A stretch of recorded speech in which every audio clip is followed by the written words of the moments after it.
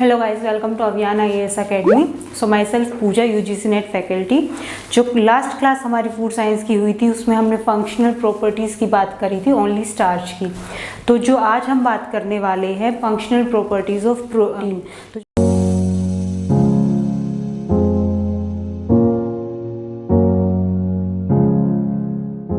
तो जो प्रोटीन की फंक्शनल प्रॉपर्टीज़ है उसमें एक दो प्रॉपर्टीज़ ही आती है। ये हमारा प्रोटीन का नॉर्मल स्ट्रक्चर होता है जिसमें आपका एक कार्बन एटम होता है, उसके एक side COOH that is carboxylic group attach होता है हमारा। This is our carboxylic group.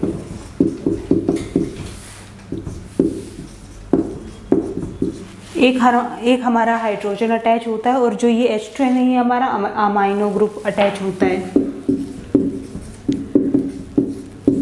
हमारे कार्ब्स और प्रोटीन के स्ट्रक्चर में यही डिफरेंस होता है। कार्ब्स का जो स्ट्रक्चर होता है उसमें हमारे 3 कंपाउंड प्रेजेंट होते हैं, that is carbon, hydrogen and oxygen. वहीं पे प्रोटीन में हमारा कार्बन, हाइड्रोजन, ऑक्सीजन के साथ नाइट्रोजन भी अटैच हो जाता है। जो हमारे बेसिक 2 प्रॉपर्टी हैं हमारे प्रोटीन में, उसमें हमारा आता है फर्स्ट डीनेचुरेशन एंड सेकेंड जो हमारा आता है वो हमारा आता है कोएगुलेशन। उससे पहले अगर हम स्ट्रक्चर देखें अपने प्रोटीन का, on the basis of structure ये क्लासीफाई होते हैं 4 टाइप में, जिसमें हमारा आता है primary structure, secondary structure, tertiary and quaternary structure. Tertiary structure की बात करते हैं तो जो भी हमारे ग्लोबुलिन प्रोटीन होते हैं या जो फाइब्रस हमारे प्रोटीन होते हैं वो हमारे टर्शरी स्ट्रक्चर में आते हैं। जैसे हम फाइब्रस प्रोटीन की बात करते हैं तो उसमें हमारा कोलेजन, एक्टिन, मायोसिन ये सब हमारा आएगा फाइब्रस प्रोटीन में। और जो हमारा ग्लोबुलर प्रोटीन है उसमें हमारा आता है कैसीन, वे प्रोटीन जो हमारा मिल्क में प्रेजेंट होता है। वहीं पे जो हमारा क्वाटरनरी स्ट्रक्चर होता है इनको डिनोट करते हैं हम टर्शरी स्ट्रक्चर को इससे और क्वाटरनरी को इससे।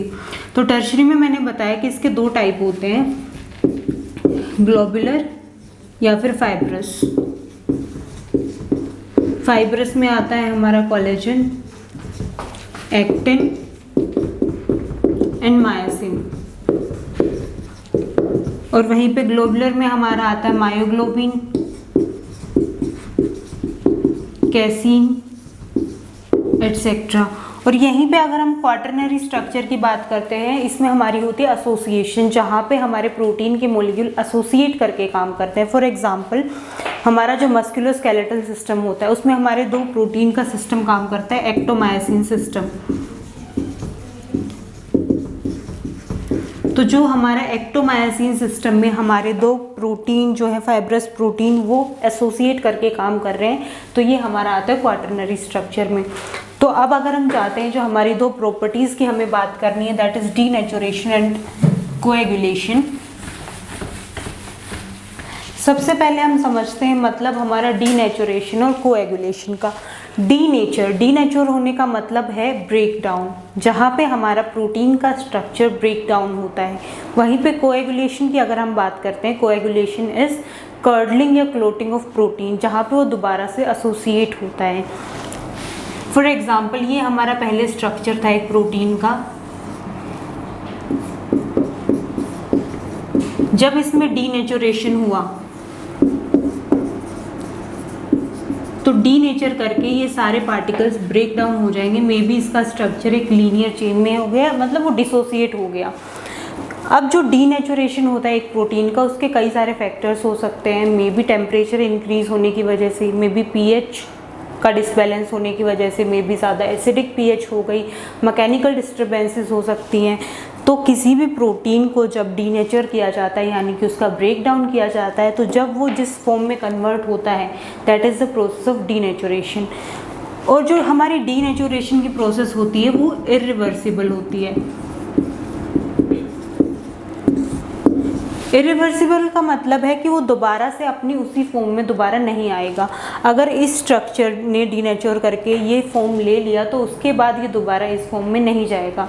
वहीं पे अगर हम कोएगुलेशन करते हैं तो कोएगुलेशन जो है इनके सारे पार्टिकल्स को जो डिसोसिएट हुए थे उनको एसोसिएट कर देगा, बट सेम वही स्ट्रक्चर नहीं लेके आएगा जो पहले था। फॉर एग्जाम्पल ये डीनेचुरेशन हुआ, यहाँ पे हमने कोएगुलेशन किया। कोएगुलेशन का मतलब मैंने बताया क्लोटिंग ऑफ प्रोटीन, या फिर उसको बोल सकते हैं हम कर्डलिंग ऑफ प्रोटीन। यहाँ से ये स्ट्रक्चर दोबारा से एसोसिएट हो जाएगा, कोई भी शेप ले लेगा, बट वो दोबारा से जो उसकी ओरिजिनल फॉर्म थी उसमें नहीं आएगा। तो यहाँ से हमें क्या पता चला कि डीनेचुरेशन में प्रोटीन का ब्रेकडाउन होगा, कोएगुलेशन में वो दोबारा से एसोसिएट करेगा, बट जो डीनेचुरेशन की हमारी प्रोसेस रहेगी वो कभी भी रिवर्सिबल नहीं होगी, वो इरिवर्सिबल ही होगी।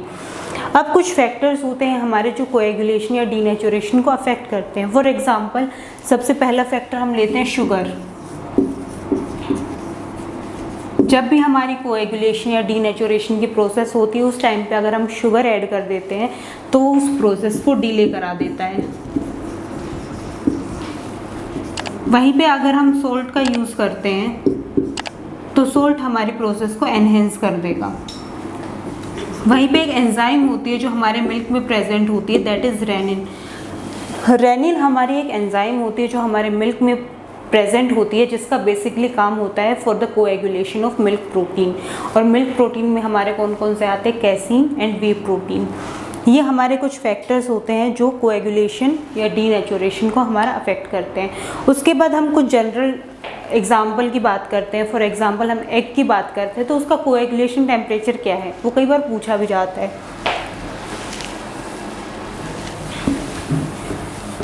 हमारे एग के दो पोर्शन होते हैं, एक होता है हमारा एग वाइट और दूसरा होता है हमारा एग योक।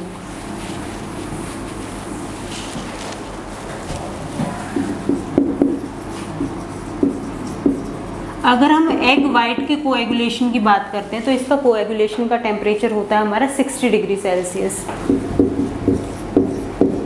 वहीं पे अगर हम एग योक के कोएगुलेशन की बात करते हैं तो उसका टेम्परेचर होता है हमारा 62 degree Celsius to 70 degree Celsius. इसका मतलब है अगर एग के वाइट पोर्शन का हमें कोएगुलेशन कराना है, एसोसिएशन कराना है, तो उसके लिए हमें टेम्परेचर देना होगा 60 डिग्री सेल्सियस। और अगर एग योक का कराना है तो उसका आपका टेम्परेचर रहेगा 62 डिग्री या फिर उससे ज़्यादा, in between 62 and 70 degree Celsius. अगर 61 डिग्री सेल्सियस भी होता है उस टाइम पे भी जो एग योक है वो हमारा कोएगुलेशन की प्रोसेस नहीं करता है।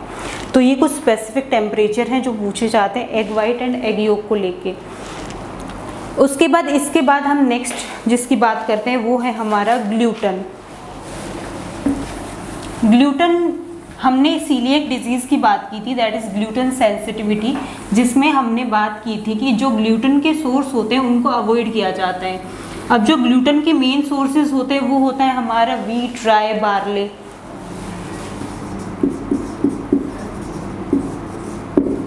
ग्लूटन सेंसिटिविटी को कहा जाता है सीलिएक डिजीज।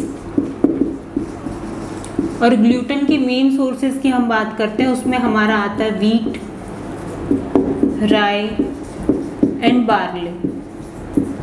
तो किसी को भी ग्लूटन सेंसिटिविटी होती है तो उसको ठीक करने का तरीका एक ही होता है कि आप ग्लूटन के सोर्सेज उनको देना बंद कर दें।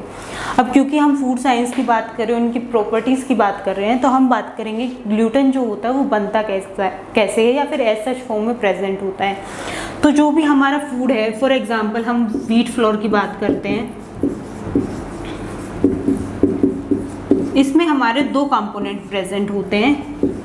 First is gliadin and second is glutenin. ये दो कंपोनेंट प्रेजेंट होते हैं जिनमें से एक कंपोनेंट रिस्पॉन्सिबल होता है फॉर द स्टिकीनेस और दूसरा रिस्पॉन्सिबल होता है फॉर द इलास्टिसिटी।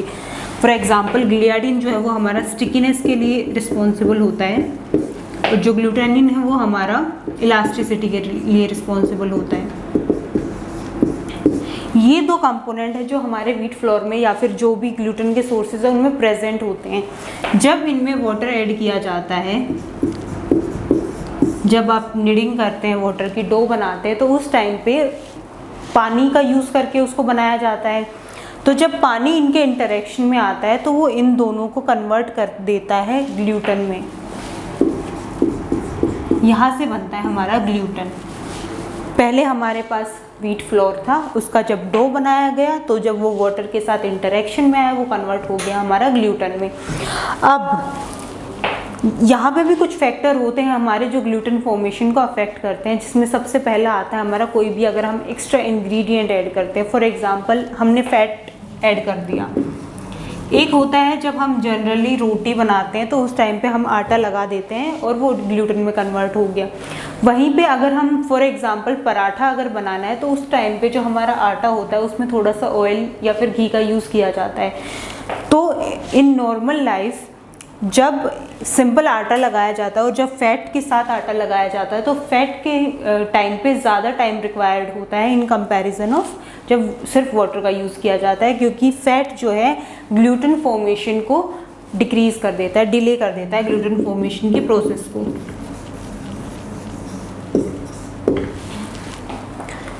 तो ये कुछ फैक्टर है जो इसको अफेक्ट करते हैं। अब मेनली प्रोटीन में हम बात करते हैं हमारे मीट एंड मीट प्रोडक्ट्स की, जो हमारे नॉन वेजिटेरियन प्रोडक्ट्स होते हैं।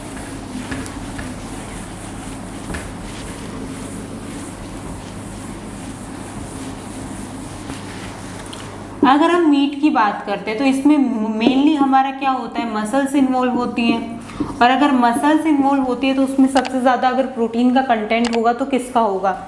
मसल्स की बात हुई है तो ऑब्वियसली एक्टिन होगा, मायोसिन होगा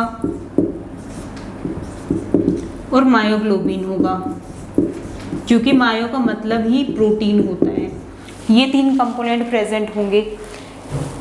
मीट जितना हमारा पुराना होता है उतना ही ज़्यादा वो टफ होता है, क्योंकि ये जो भी प्रोटीन हमारे कोएगुलेट करना शुरू हो जाते हैं तो उससे स्टिफनेस आ जाती है, या फिर जिसको हम टेंडरनेस भी बोल सकते हैं। उसी तरह जब हम इसको कुक करते हैं तो ये पहले रेड कलर में चेंज होगा, उसके बाद अगर ज़्यादा कुक कर देते हैं वो ब्राउन कलर में चेंज हो जाता है। तो ये भी सारे जो इफ़ेक्ट होते हैं ये हमारे प्रोटीन के कोएगुलेशन की वजह से होते हैं। तो गाइज़ आज जो हमने बात की है वो आज हमने बात की है प्रोटीन की फंक्शनल प्रॉपर्टीज़ की। हमारा स्टार्च कवर हो चुका है, प्रोटीन कवर हो चुका है। जो नेक्स्ट लेक्चर हमारा होगा उसमें हम बात करेंगे फैट की फंक्शनल प्रॉपर्टीज़ की। अगर आपको ये वीडियो अच्छी लगी है तो आप इसको लाइक कर देना, और अगर आपके कोई भी डाउट्स होते हैं तो आप कमेंट सेक्शन में पूछ सकते हैं। Okay guys, thank you.